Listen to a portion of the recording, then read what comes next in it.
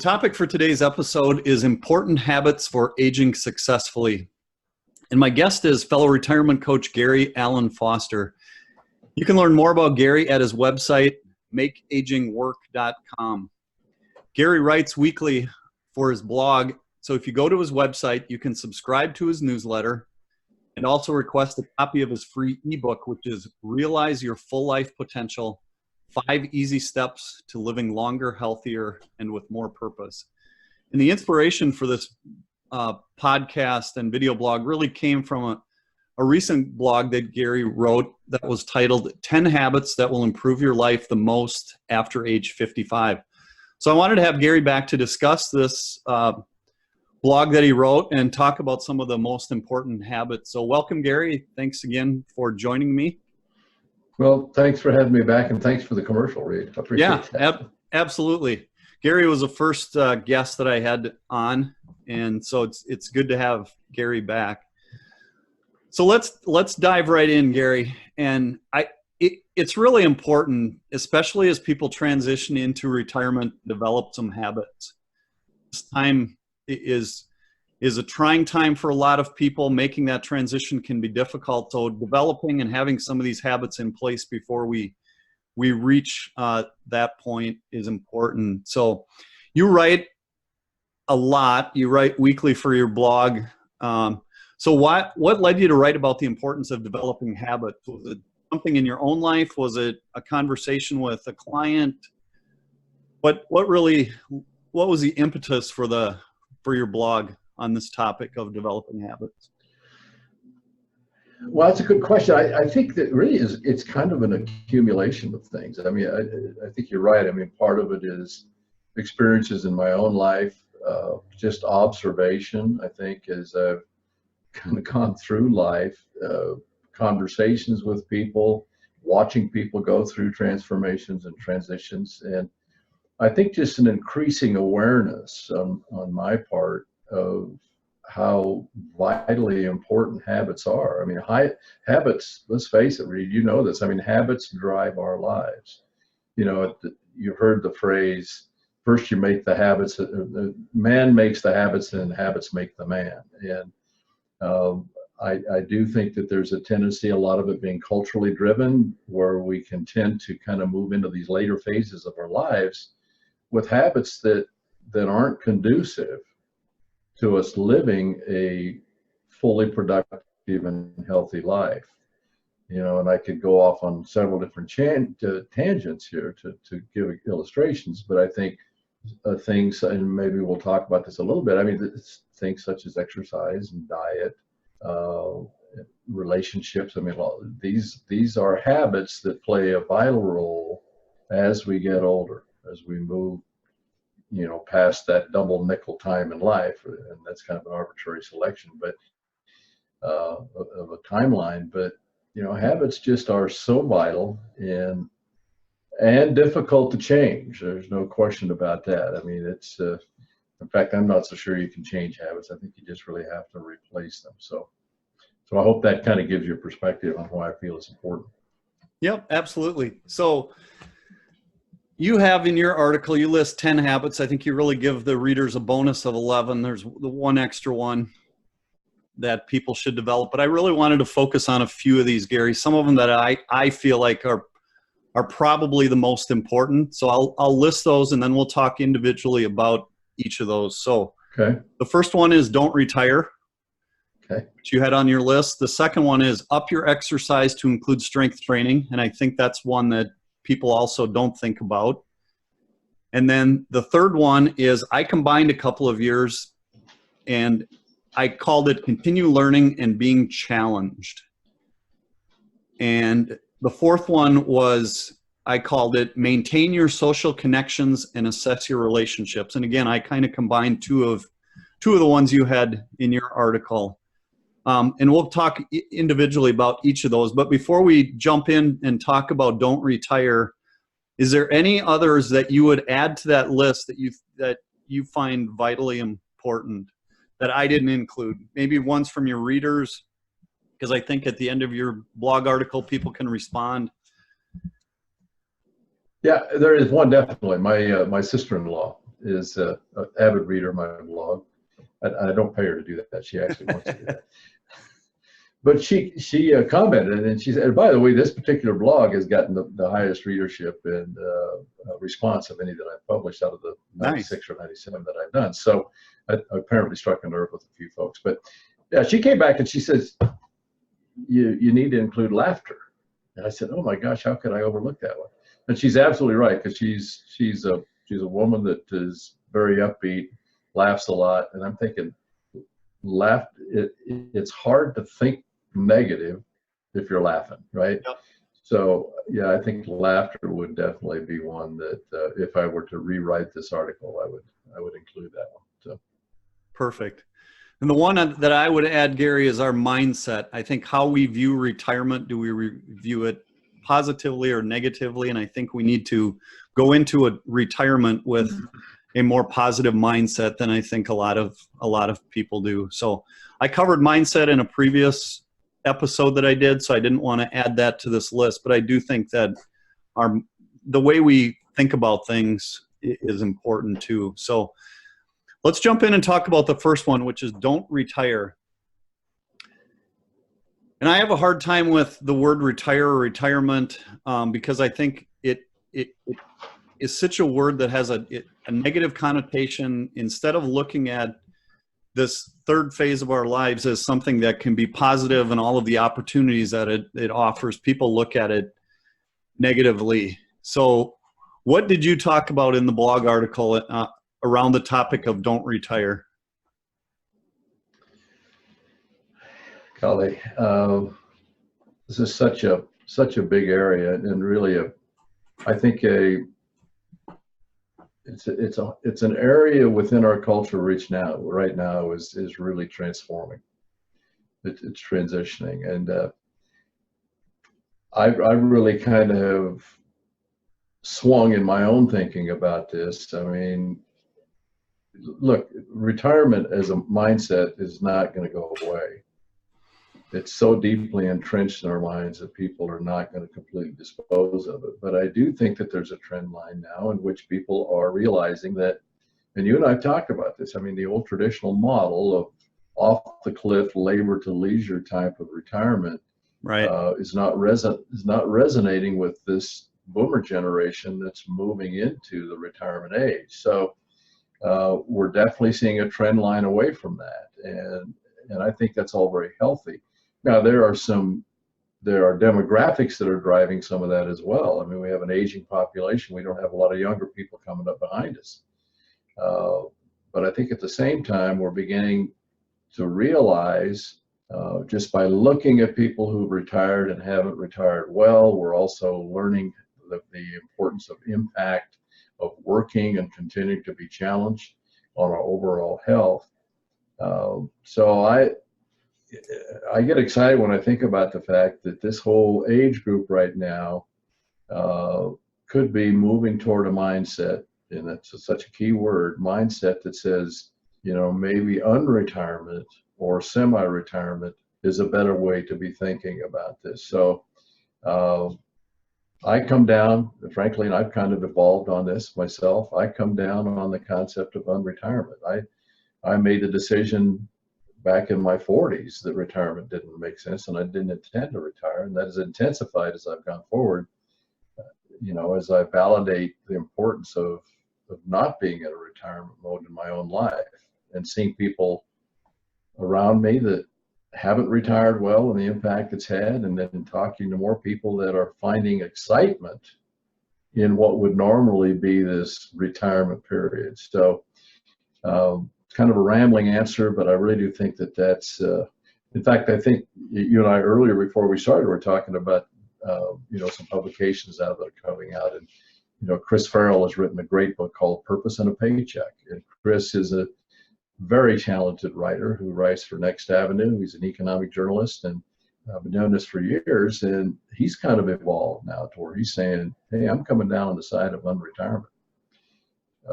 Because of the vitality that is associated with that, plus also he's seeing it. He's seeing, you know, as if more and more people he talks to are saying, "Hey, I'm going back into something. You know, I'm not headed to the lazy boy. I'm going to go do something because I think it's better for my health. I can contribute.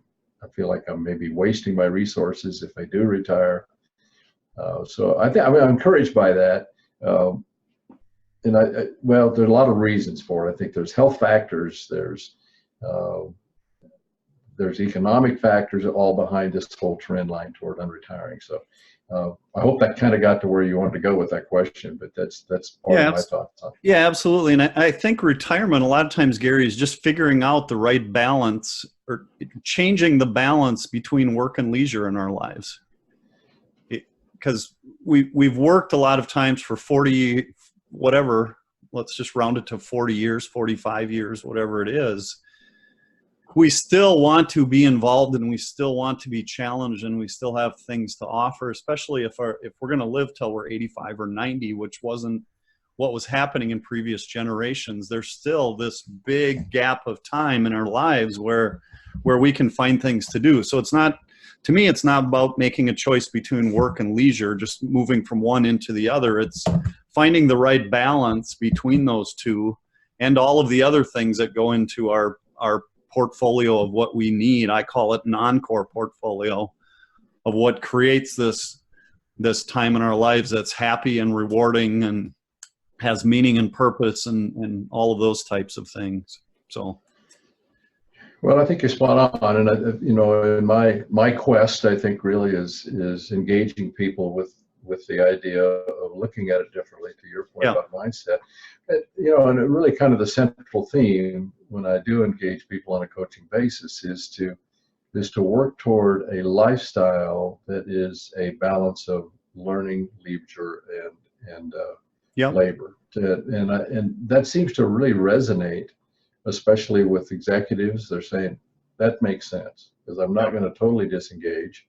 You think I work with a lot of hospital executives or healthcare executives, oftentimes hospital CEOs, CFOs, COOs, people like that, very intense and stressful jobs. And they know that when they get to that point, they don't want to go back to doing that, or they don't want to stay doing that, but they know that they're not going to head for the lazy boy because that's too severe. They know they want to do something.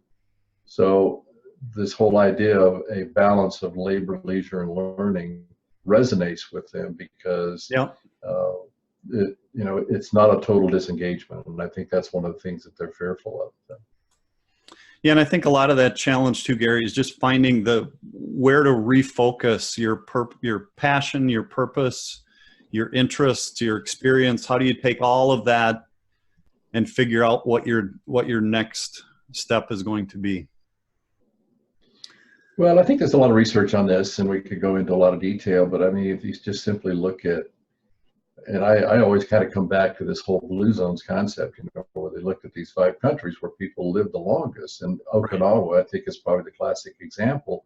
There's 2 factors that come when you think about Okinawa. Number one, they have the greatest longevity, really, kind of on the planet. Yeah. And at the core of that longevity is that they function with a word called ikigai. I don't know if you've heard of that or not. Yep. I-K-I-G-A-I, ikigai. And it really means a reason to get up in the morning. Okay. That's what has driven their lives. And they rarely stop working. And usually their work involves some sort of physical activity. And so they have I don't know if they live longer, but they also have a much shorter period of morbidity before they die. In fact, in some cases, it's like you work one day, you go to bed, and you don't wake up. I mean, it can be that quick. So we've got a lot of evidence out there for the fact that retirement doesn't make sense and continuing to work does make sense. But that's a whole different topic. Right. Let's jump into number 2, which is up your exercise to include strength training. And this is one that I think is really good, and it's one that gets overlooked a lot in the whole exercise area as we age. And I know you've done quite a bit of reading and research and talking to people about this, Gary. So why is it important to include strength training in addition to our typical walking, running, or cardio workouts that people do as they age? Well, it's a favorite subject for me, and I appreciate you bringing it up because I, for one, have been an advocate of strength training for 30, 40 years, but really kind of unknowingly doing it without a full understanding of the positive benefits. And more recently, just based on some studying, reading, it's just it's reinforced the fact that it's so vital. And let me just go to the main point. We are incredibly naive when it comes to healthcare as a culture. We don't really understand how our bodies work. We've turned our whole health thing into a $35 copayment experience where you go to your doctor when things are off the tracks. Okay, so we don't think proactively, we think reactively. And this is one of the areas where we're severely undereducated, and that is the fact that our bodies, starting at about age 30 or in our 30s, we begin to contract a condition called sarcopenia. Now, sarcopenia is a relatively new word in the medical field. I mean, it really didn't even kind of come up as a concept until like 2012 or somewhere in that vicinity. It's a condition which fundamentally is the loss of muscle mass. We all start experiencing it in our 30s, and it really intensifies when we get into our 50s. And it's one of the reasons that we end up in kind of a extended morbidity condition, because we don't pay attention to our muscles and our tendons and our ligaments. And so I've become a very strong advocate of including weight training in our exercise program. Yep. And people have been advocating this for a long time, but I don't think we pay a lot of attention to it. I just challenge you, go to a 24-hour fitness and see how many people you see, and they're over 50. It's increasing, but who are the people that you see there mostly? Well, you see the tattooed tank top guys, right, and their ladies, and that can be pretty intimidating to somebody. Well, I don't want to go to the club because I don't look like those guys. I don't want to hang around with them. Well, it's a pretty shallow excuse for not finding some way to do some level of strength training, because if you don't, your body is going to deteriorate at an accelerated rate. There's a great book which I advocate to everybody I talk to. It's called Younger Next Year, written 15, 18 years ago. It's been a bestseller for years, but one of the core messages that the doctor that's a co-author in there says, and this is a phrase that has always stuck with me, he says, aerobic exercise will give you life. Strength training will make it worth living. I'll say it again. Aerobic exercise will give you life, give us the oxygen we need. Strength training will make it worth living. Okay. So, we see these bent over, hunched people walking with canes.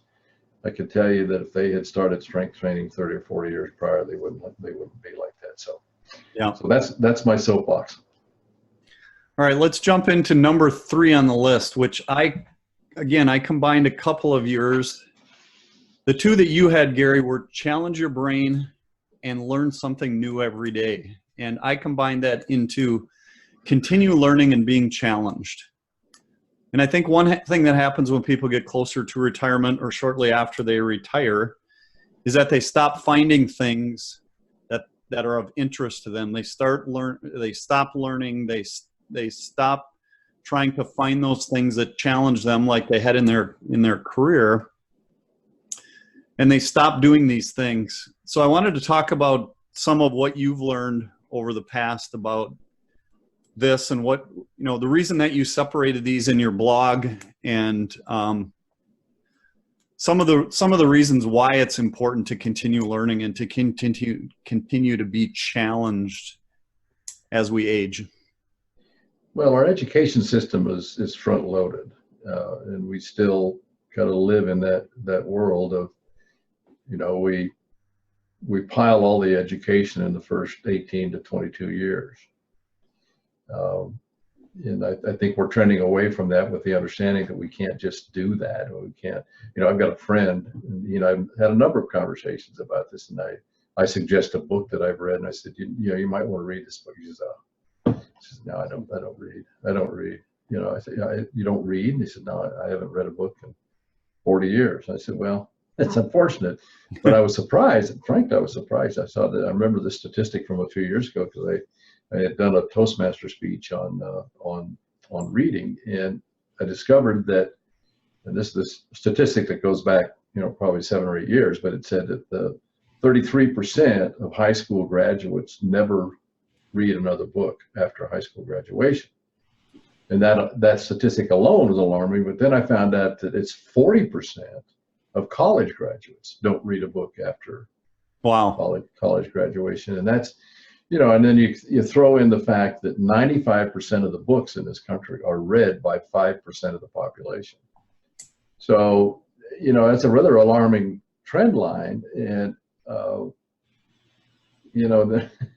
then you wonder why our brains deteriorate, because our brains are a muscle. They're like a muscle. They're going to atrophy. Your brain's going to atrophy just like any muscle. We do strength training for our muscles and ligaments. So challenging ourselves and continuing to learn is one of the reasons we keep our mind from atrophying. So, yeah, and there's growing evidence, although I don't think they're really have pinned us down, but there's growing evidence that the more we challenge our brain, the less likelihood we're going to lapse into dementia as we age. So, because, and I've always kind of clung to this fact, because I know one of the myths of aging is that our brains are going to deteriorate, that we're going to lose neural connections. Well, fact is that's true if we allow it. But we now know through the advances that we've made in the area of neurology is that we can build new neural connections. We got the neurons. We don't really lose the neurons. We get 100 billion of them, give or take a couple of billion. They'll stay there. It's the synaptic connections that are important. And the way you create synaptic connections is to continue to learn. So we can rebuild synaptic connections, make our brain just as, now we're going to be a little bit slower in getting things done. We know that, but fact is we can be just as smart at 70 as we were at 20 or 30. And we know that for a fact. So, but we're not going to get there unless we challenge ourselves. We got to step outside our comfort zone. Are we going to read comic books, or are we going to read, a biography of Teddy Roosevelt? I mean, it's that sort of contrast. I think we need to learn to challenge our brains, take ourselves out of the comfort zone. And I think I shared with you on the last podcast, they did that study took 2 groups and had one group contemplate a brick wall and another one to watch a TV sitcom, and then they tested them afterwards.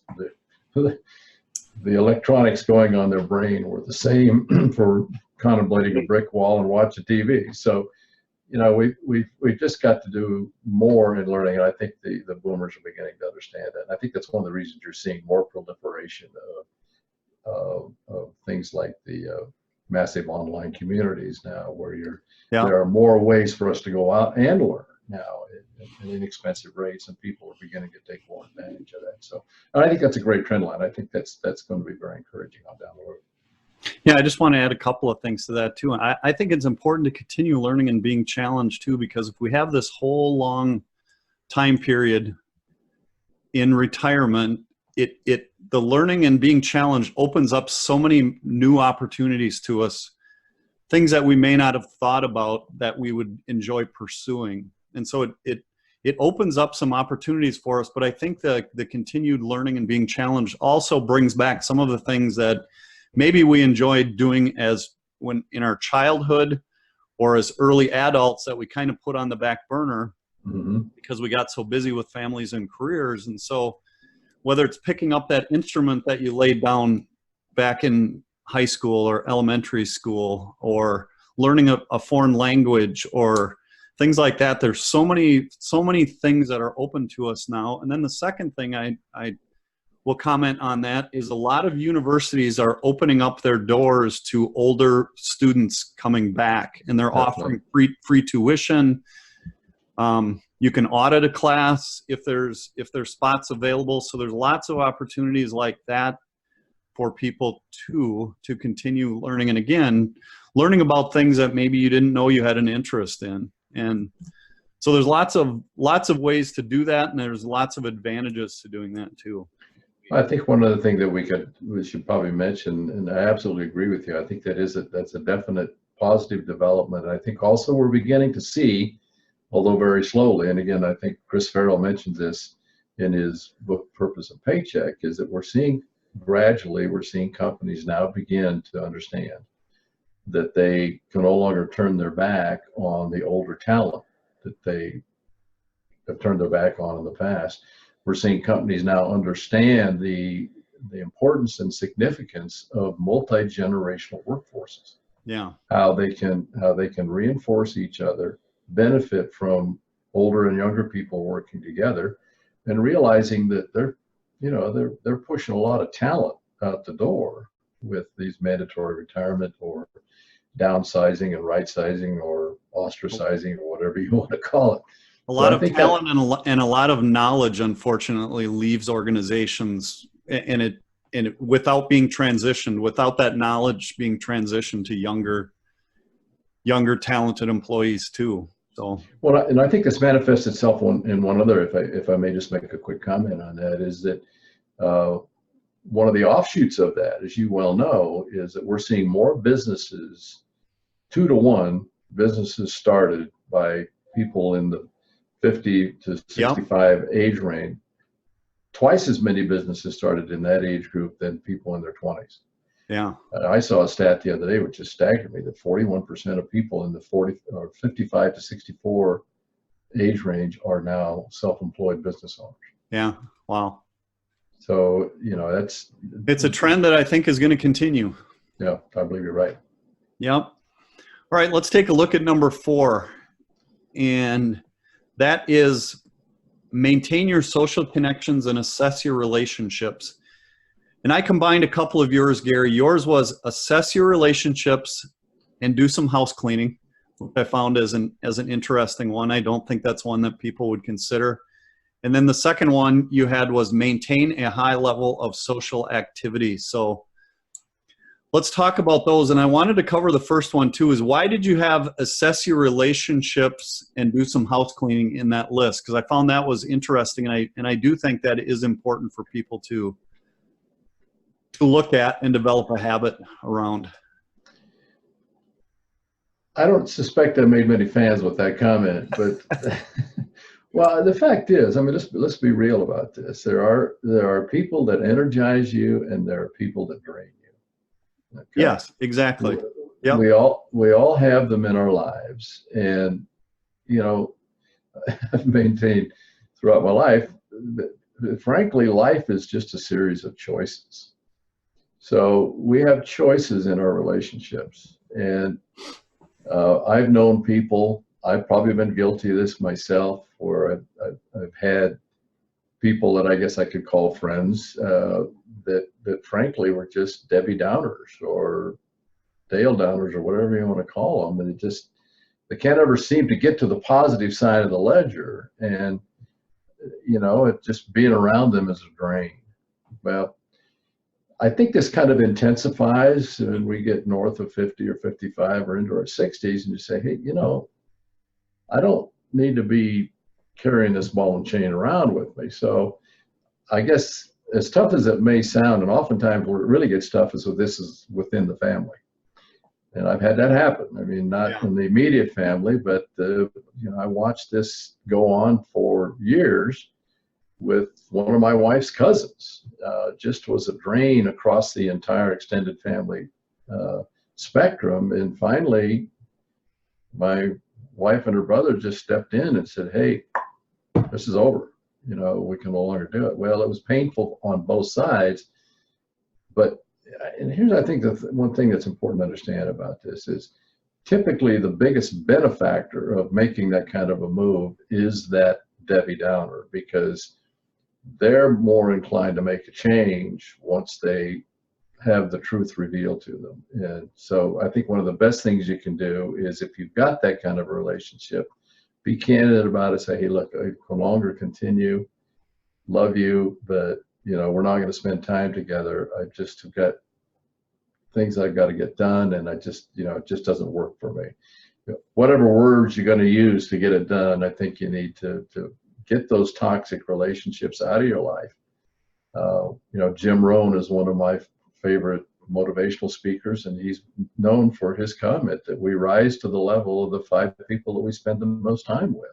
Right. So if we're hanging with negative people, it's going to have a negative effect. So the flip side is that we have the option to go out and seek out and find relationships that are reinforcing, that are energizing, that are emulating, and because that's really where most people are. But we have to be proactive about that. And I think as we get older, and this is where retirement comes into play, there is a tendency to kind of, become self-absorbed when we retire. And one of the things that deteriorates oftentimes, in many cases, is that we begin to reduce our spectrum of social relationships, if you will. And so we have to be proactive about building that back up. And I think that becomes harder after we leave our work a lot of times in retirement, because a lot of those friends that we had at work now disappear for a variety of reasons. Either they continue to work, or they move, or they change jobs, or they, whatever. There's a variety of reasons, but so we have to put some effort into continuing to develop those too. So it's assessing the relationships and doing some house cleaning, I think, like you pointed out. But I also think the other thing we have to do is we have to develop some of those relationships and put some work into doing that. And I think men in particular, I think we have a more difficult time doing that than women do in a lot of cases. Well, no question about it. I mean, women are just better at networking and building relations. They've got these webs that they have to form and complete. Yeah. My wife talks to her sister 2 or 3 times a day, and I keep saying, you guys have been on the phone for an hour twice today. What can you find to talk about? Well, I have to kind of back up and say, that's a vital social connection for her, and I can't sit here and say that I've got one comparable to that. So I saw, it was interesting. Just this morning, or I guess it was last night, something flashed across the TV screen that said 31% of Americans don't know who their neighbors are. Yeah. What does that say? Not surprising. Yeah. Yeah. It's kind of garage door up, garage door down, right? And so we're not the social animals that we should be. No. So on that topic, I wanted to, I think there's been some interesting research around the importance of social connections in regards to longevity and happiness. And I recently came across a book, Gary, that I wanted to share with the listeners. And I don't know if you've read it or not, but it's about the importance of social connections.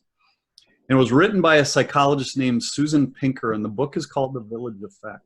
And she talked about 10 principles that are predictors of a long life in the book. She also did a TED Talk on the topic, which is easy to find. And I'll include links in the transcript to both of these. But most of the 10 predictors were things that we often hear about. So she talks about things like smoking and drinking, and we need to exercise and watch our weight and watch our blood pressure and a lot of those things. But the 2 things that she talked about that were the top predictors of longevity, ones that we often don't think much about, were number 2 was the quality of our close relationships, which I think is pretty easy. It doesn't really need much defining. And then the number 1 predictor was what she labeled as social integration.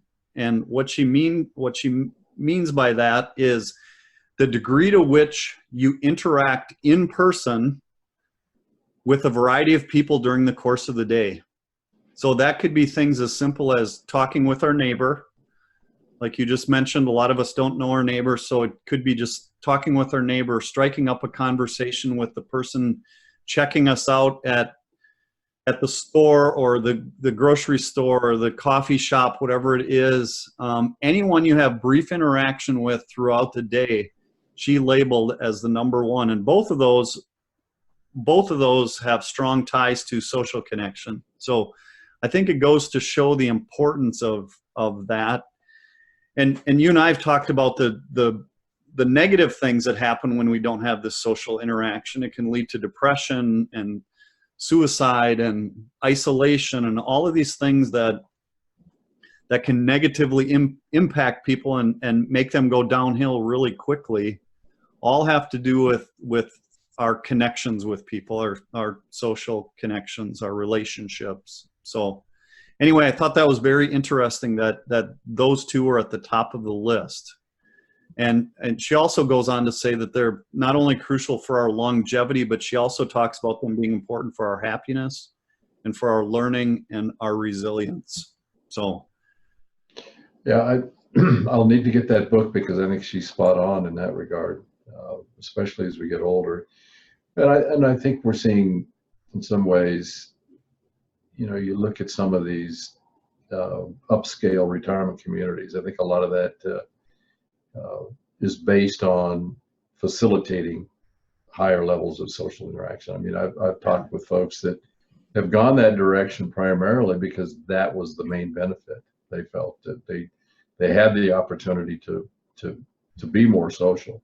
Now, to me, the one downside of that is that social interaction then becomes really only social interaction in your own age demographic, if you will. And I think there's a strong argument for social interaction, including younger people. That's a good point. And yeah, that was another one you had on your list in your blog article too, which I thought was which could be lumped into this whole social connection aspect is the benefits that both sides get working with the benefits we get from working with younger people and the benefits the younger people get from working with. And as I alluded to earlier, I think companies are beginning to see the benefit of that, whereas before, it just wasn't a logical thing for them to pursue. But I think they're seeing now that there's a mutually beneficial relationship when you have that multi-generational workforce. So that could be in and of itself a whole different discussion topic. But I think that's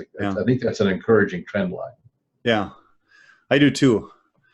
Well, that's a good place to end, I think, for today. Gary, thanks again for sharing your blog. I really enjoyed all of the points that you had in there, and thanks for sharing your insight on the habits to age more successfully. Well, thanks for having the opportunity, and again for the commercial. I appreciate your support, and encourage you to continue to do what you're doing here. I think you're getting a good, strong message that needs to be heard. Absolutely, and we'll have you back on to talk about another topic soon, Gary. Great. Thanks again, and thanks to the readers and listeners. We'll see you next time.